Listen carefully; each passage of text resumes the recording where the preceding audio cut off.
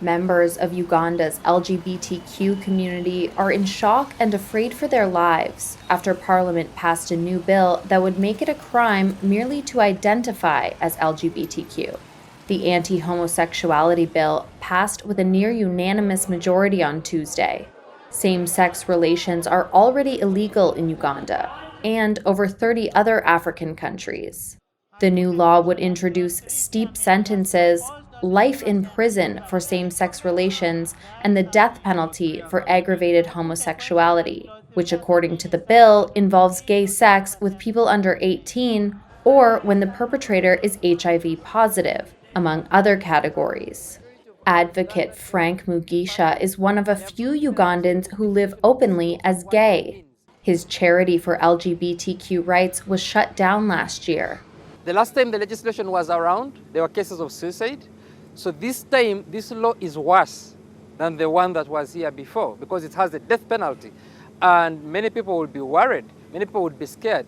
Supporters say it is needed to punish a broader array of LGBTQ activities, which they say threaten traditional values.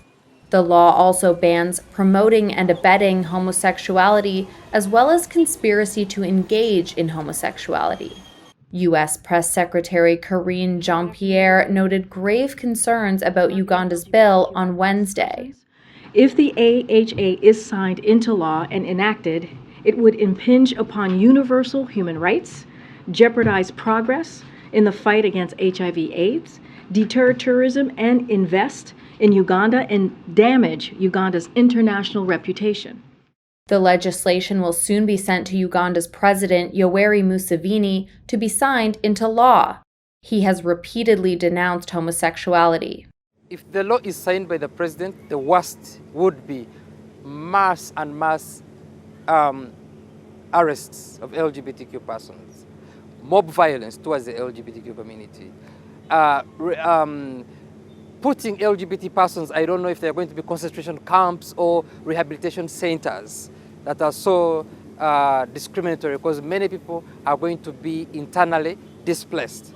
Mugisha said he would challenge the law in court on the grounds that it is unconstitutional and violates various international treaties to which Uganda is a signatory. We will go to all courts in Uganda. If need be, we'll go to the international court as well. But we definitely have to go to court and challenge this law.